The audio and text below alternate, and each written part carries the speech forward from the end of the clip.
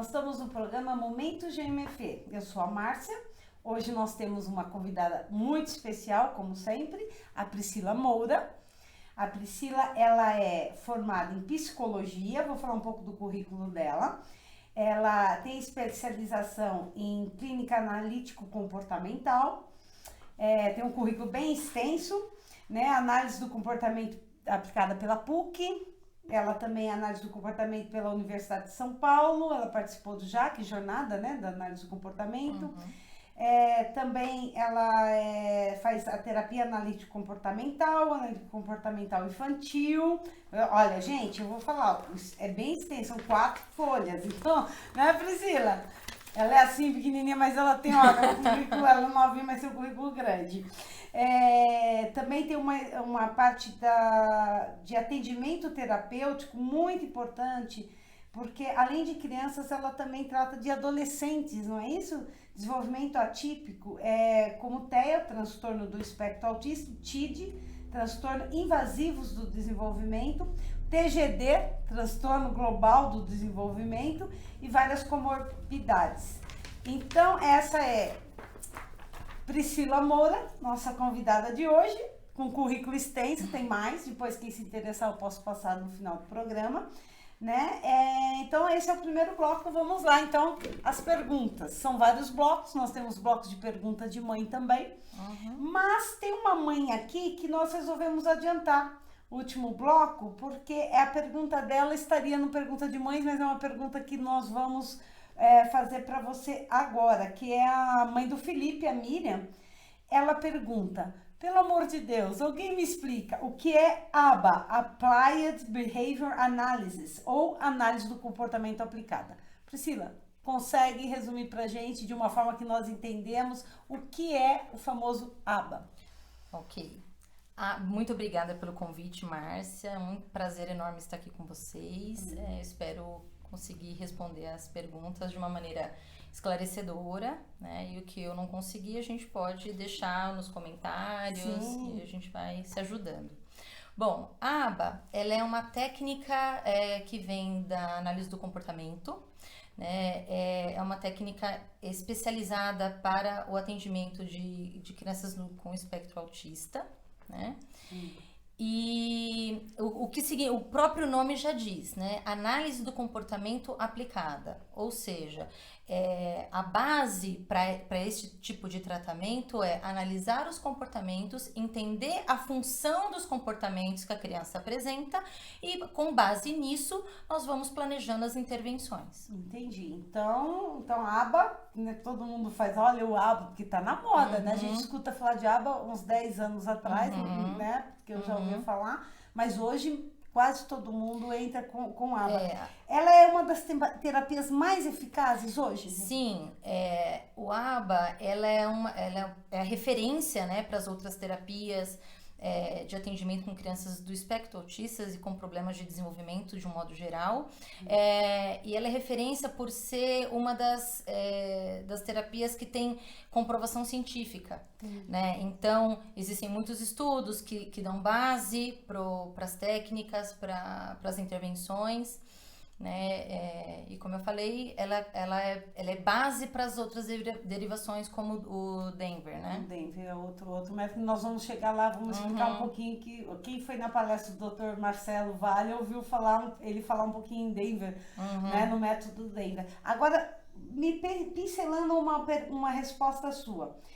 Hoje ela é considerada uma das terapias mais eficazes. Agora me diz uma coisa, ela é só para autistas? Ou, por exemplo, crianças com outras síndromes, síndrome de Down, síndrome de Rett, ou crianças típicas, que não têm nenhum tipo de deficiência.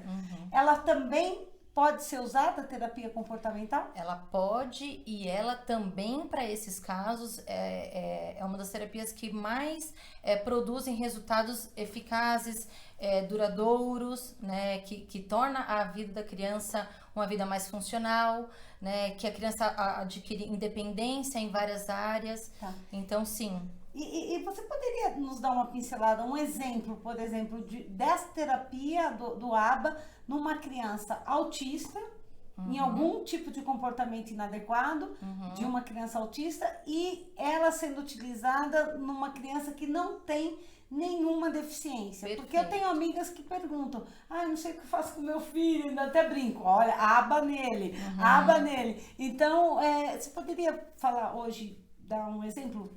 Sim, perfeito. O que o ABA preconiza é que a gente desenvolva repertórios na criança, né? Na criança, no indivíduo que está sendo tratado através do método, né? Então, por exemplo, uma criança com autismo, ela ainda não aprendeu a falar, por exemplo, né?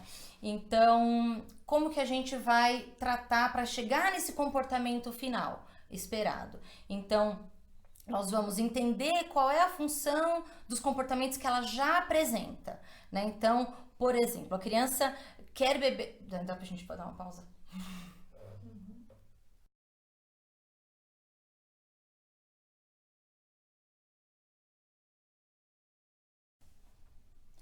Priscila, para ficar mais assim concreto, você poderia dar um exemplo da análise do comportamento aplicado, o ABA, numa criança autista, em algum comportamento, para que a gente possa entender melhor, as mães possam entender e até ver isso no seu filho e tentar resolver em casa esse probleminha com essas dicas que você vai dar. E em outra situação, o ABA sendo aplicado numa criança típica, que não tem deficiência alguma. Você pode pincelar pra gente? Vamos lá primeiro com o autista? Sim. O princípio é o mesmo, né? O objetivo é desenvolver repertório comportamental funcional, né? Então, por exemplo, uma criança autista que não é verbal, né? E o objetivo é que ela aprenda a se comunicar através da fala, né? Então, a criança, quando ela quer água, por exemplo, ela chora ou se agride, né? Ou tem algum comportamento inadequado, né? E a mãe, pela experiência, ou a pessoa que está cuidando pela experiência, ela sabe o que a criança quer. Naquele momento, a gente já sabe. Então. As mães, eu brinco que as mães de crianças com autismo, elas sabem de tudo. A criança respira diferente, eu já sei o que é. Pelo coração. Sim, né? É verdade. Então, vamos lá. Então, a criança está querendo água, a mãe tem uma ideia do que ela quer, só que a criança não é verbal, então ela não está usando a fala para se comunicar, né? Então, nós vamos estudar este comportamento, a gente vai entender qual é o comportamento que ela já apresenta, né, para ter aquilo que ela quer, e nós vamos quebrando em passos a aprendizagem até que ela adquira o repertório final, né? Então, por exemplo, a gente vai ensinar ela a apontar e vai ganhar água. Depois ela vai ter que apontar e emitir algum som e vai ganhar água, né? E depois só se ela emitir um som, até que ela consiga pronunciar a palavra. Ou seja, mas vou resumir. A Priscila vai me matar. Mãe, aplicar aba, você tem que ser tipo rigorosa. Paciente E rigorosa. Então, porque, por exemplo, e aproveitar essa oportunidade para ampliar repertório. Por exemplo, água. Para beber água, você precisa usar o copo. Então, mostrar o copo, perfeito, né? E aí levar até o local onde está a água. Sim. E isso, geralmente, toda essa criança, porque, não sei, né? A maioria dos autistas, pelo menos, a gente percebe comportamentos inadequados quando eles querem falar e não conseguem. E aí sim começa a questão do choro, né? Da birra, que é muito confundida a birra com comportamento inadequado, se morder. Então, na verdade, é o problema da comunicação que atrapalha esse desenvolvimento. Isso. Na verdade, o que eu gosto de falar para as minhas mães é que não é que a mãe precisa ser rígida, mas a mãe, se ela tiver em mente o que ela quer que o filho desenvolva, ela vai conseguir fazer os passos. Trabalhar em cima, ela vai conseguir, focar. porque ela vai ter em mente que o que ela espera do filho dela é que ele consiga se comunicar em qualquer situação, né? Que é o que eu acredito que as mães seja o objetivo final de todas as mães com as crianças que têm esse problema, né? Então, se a mãe tiver em mente o objetivo final, ela vai ter força e vai ter paciência para seguir os passo por passos até atingir o objetivo. Tá, e aí? Né? E um exemplo agora para uma criança típica, né? Mas que não consegue se colocar muito bem. Então, essa semana, inclusive, eu atendi uma mãe e eu estava dando este exemplo, né? O filho dela está brincando com os coleguinhas em casa e ele fica muito cansado e não quer brincar mais. E aí, ele não sabe se colocar nessa situação, né? Então, ele fala que o amigo é chato, que quer que o amigo vá embora, né? E aí, neste momento, o que a gente pode ensinar para essa criança? Assim, qual é o meu objetivo final? Que ele aprenda a falar de uma maneira agradável, para que ele não... Educada, que não ofenda os amigos. Exato, que ele não ofenda, que ele não acaba prejudicando as relações sociais dele, né? Então, a gente vai modelando também esse comportamento. A princípio, a gente começa dizendo exatamente para a criança o que ela deveria fazer. Depois, a gente vai quebrando em passos, né? Por exemplo, olha só, meu filho, não é que você está querendo que o seu amigo vá embora, né? Você está com sono, você está cansado. A gente vai dando nome para o que a criança está sentindo, né? E conforme ela for se expondo, nós vamos quebrando em passos, vamos diminuindo as dicas, até que esse comportamento fique independente. Ok, bacana. Você tá vendo? Então, o ABA é mais do que a gente lê aí, né? Ou que a gente verifica, né? Bom, então assim, vamos para o segundo bloco. Daqui a pouquinho nós voltamos com mais perguntas, mais questionamentos e agora sobre as profissionais de ABA no Brasil. Até já!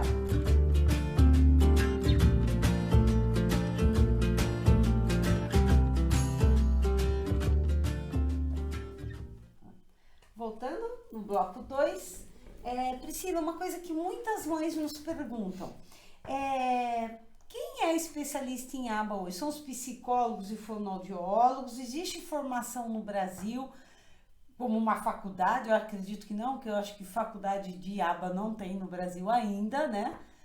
Como que é isso? Como a pessoa se torna especialista em ABA? Como eu posso falar, meu filho está sendo tratado, está em tratamento com uma especialista em ABA? Então, a especialização em ABA, ela é um curso complementar à formação acadêmica, né? Então, tanto o fonoaudiólogo, como o psicopedagogo, como o psicólogo, o AT, ele pode fazer um curso de extensão ou de pós-graduação em ABA. Ah, tá. Já existe, então, no Brasil, uma focado só em ABA. Em São Paulo, a gente tem o Núcleo Paradigma, sim, né? Inclusive, me formei lá, fiz o meu curso de análise de comportamento lá. Boa referência, né? É uma excelente referência, os profissionais são absolutamente capacitados, né? É uma instituição que oferece atendimento ao público por um valor inferior, menor. Muito inferior, né? E o tratamento é de excelente qualidade. Então, a especialização em ABA é um curso complementar à formação acadêmica. Tá, então você, mãe, que queira saber se seu filho está se tratando ou está fazendo terapia ABA com alguma profissional, é só perguntar o currículo dela, exato, certo? E ver onde é que ela fez essa extensão, essa especialização. Exato. Agora, uma coisa que eu sempre escuto e muitas mães já devem ter escutado. Para a ABA funcionar, tem que ser 8 horas por dia. Eu falo, meu Deus, mas como eu vou ficar 8 horas por dia no método ABA? Como é isso? Porque assim, meu filho fica na escola 3, 4 horas por dia. Aí vem para casa eu aplico ABA, mas na escola não, às vezes não tem esse discernimento do ABA, ou só ABA, ou várias outras terapias juntas. Aí tá, daí sai, tá na casa dos nossos pais, da família, como fazer para ter ABA o dia inteiro? Nos dê uma luz. Sim, essa pergunta é muito boa, porque, como eu falei, o ABA é você analisar o comportamento, né, definir técnicas com o terapeuta e planejar intervenções, né? Então, por exemplo, uma criança que está fazendo um processo de desfraude, né? Importante. E o terapeuta faz um planejamento junto com a família, né, de como que vai ser esse processo. Então, o procedimento ele é quebrado em passos, né, e a criança ela não faz xixi só durante a terapia. certo? certo. A criança faz xixi à noite, antes de dormir, né, no final de semana, né? Então, a família bem orientada, ela pode aplicar as técnicas de intervenção comportamental na vida da criança. E é esse o objetivo principal, né, da gente conseguir a generalização dos comportamentos aprendidos durante a terapia para a vida. Tá. Né? Então, vamos dar exemplo agora aqui do desfraude, que eu sei que muitas mães, tem mães até que não conseguem pensar na vida do filho sem a fralda. Eu conheço mães que têm filhos já quase adolescentes e ainda a criança tá com fralda, a pessoa tá com fralda. Então, como é que faz? Por exemplo, a gente vê o filho, ele olha pra gente com aquela carinha, tipo, ele sabe que fez alguma coisa errada. Aí, como é que a mãe vai falar? Olha, você fez, urinou na calça, não pode, tira a roupa, vai trocar. Como é que é na prática? Sim. Bem rápido, assim, começa em qual etapa? Esse bem rápido é difícil, mas bem eu vou rápido, tentar. Mas aqui é tudo rápido. Eu vou tentar. Vamos lá. Vamos resumir os procedimentos, essas etapas. A primeira coisa muito importante é entender se esse comportamento ele tem uma função social. Né? Então, a criança faz o xixi, mas, assim, em algumas situações esse xixi pode acontecer com uma outra função. Para chamar atenção. Para chamar atenção, por exemplo. Ou então, é um momento em que tem algumas crianças que elas acham engraçado, elas se divertem quando elas estão tomando uma bronca, por exemplo. Eu atendi uma cliente há muitos anos atrás que ela fazia coisas erradas para escutar a professora dela, que quando ela ficava brava, ela era muito branquinha, ela ficava vermelha.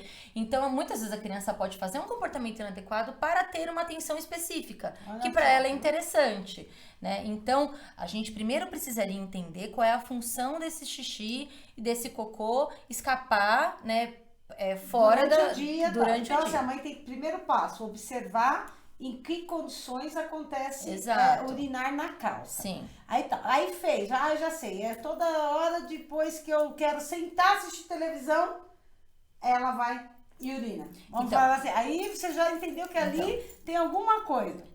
No método ABA, a gente vai fazer um planejamento. Então, por exemplo, essa é somente um exemplo, não serve para todas as crianças. Sim, justamente cada um é diferente e justamente porque eu não tenho como dizer qual é a função do comportamento de cada criança que está fazendo aquilo lá, né, no seu contexto familiar, né? Mas o que pode ser feito?